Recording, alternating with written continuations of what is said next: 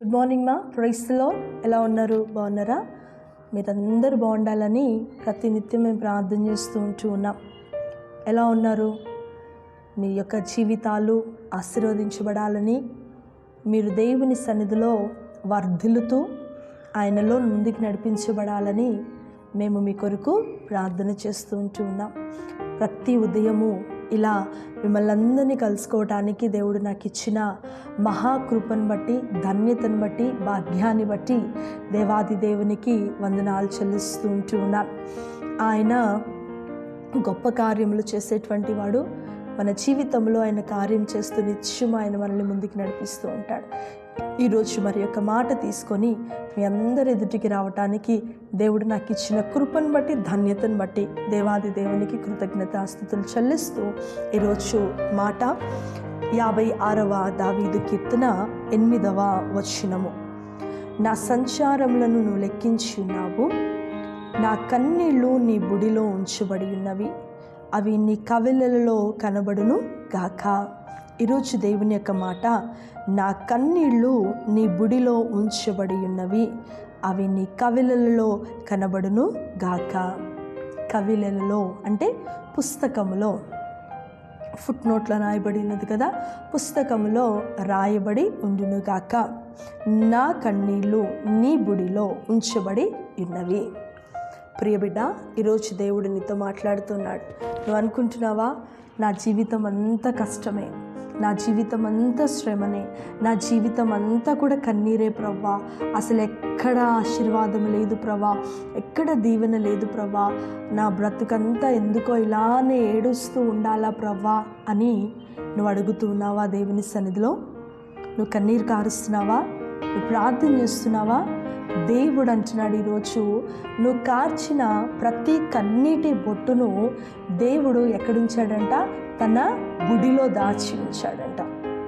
నీ ప్రతి కన్నీరు దేవుడు తన బుడిలో దాచి ఆయన తన కవిలలో అంటే తన పుస్తకములో ఆయన ఏం చేస్తూ ఉన్నాడంట? లిఖిస్తూ ఉన్నాడంట. నువ్వు చాలాసార్లు అనుకోవచ్చు, నేను చాలా కన్నీరులో, వేదనలో, దుఃఖంలో, బాధలో ఉన్నానని. నీ ప్రతి కన్నీటి బొట్టికి ఆయన జవాబిస్తూ ఉంటాడు.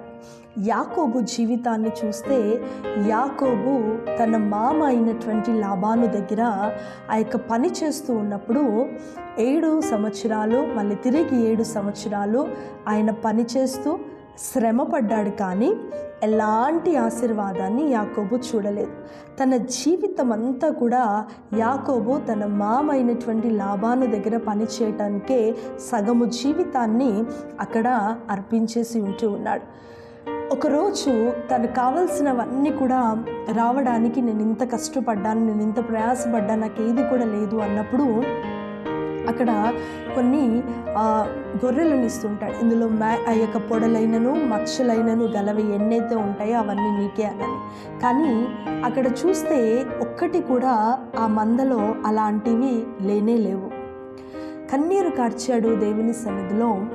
దేవుడు అద్భుతమైనటువంటి రీతిలో యాకోబు జీవితాన్ని ఆశీర్వదించి ఉన్నాడు.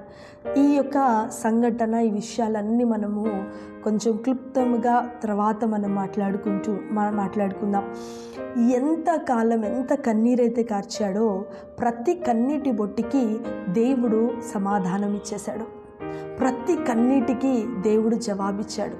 అక్కడన్నీ కూడా మచ్చలైనవి, పొడలైనవే ఎక్కువగా, సారలైనవి ఎక్కువగా కనబడ్డాయి. వాటి ద్వారా దేవుడు యాకోబును దీవించాడు. నీ ప్రతి కన్నీరు బుడిలో దాచబడి ఉన్నది. నీ ప్రతి కన్నీరు దేవుడు తన బుడిలో దాచి తన పుస్తకంలో రాయించున్నాడు. భయపడకు, నీ ప్రతి కన్నీటి బొట్టికి జవాబు వచ్చే రోజు రాబోతుంది. నీ ప్రతి కన్నీటికి జవాబునిచ్చి దేవుడు నిన్ను వాడుకోవడానికి దేవుడు సిద్ధంగా ఉన్నాడు. నీ ప్రతి కన్నీటి బొట్టికి దేవుడు నీకు జవాబిచ్చి దేవుడు నిన్ను నిలబడుతూ ఉంటాడు. అలాంటి కృప, మహిమ, దీవెన దేవుడు దయచేయనుగాక. ప్రార్థించుకుందామా? ప్రభువా, నీకు వందనాలు చెల్లిస్తున్నాను యేసయ్యా. అద్భుతకరుడు, ఆశ్చర్యకరుడు ప్రభా, తండ్రి నాయన యేసయ్యా, దీవించండి, బలపరచండి ప్రభా. తండ్రి నాయన, ఎవరైతే ఏ కన్నీరులో, ఏ కష్టంలో, ఏ బాధలో, ఏ యొక్క దుఃఖంలో ఉన్నారో వారి ప్రతి కన్నీటిని, వారి ప్రతి కష్టాన్ని తీసివేసి జయమును వారి జీవితంలో దయచే. వారి ప్రతి ఒక్క నాయన కన్నీరును నీ బుడిలో దాచి ఉంచి ఉన్నావు ప్రభా. అందుని బట్టి నీకు స్తోత్రం చెల్లి చెల్లిస్తూ ప్రభా అన్ని కార్యములు వారి జీవితంలో జరిగించి మహిమ తెచ్చుకోమని యేసుక్రీస్తు పరిశుద్ధ నామమున బిడ్డలందరినీ కూడా నీ చేతులకు అప్పగిస్తున్నాను తండ్రి. ఆమేన్. Praise lord. మా దేవుడు మిమ్మల్ని మీ కుటుంబాలను దీవించును గాక. ఆమేన్.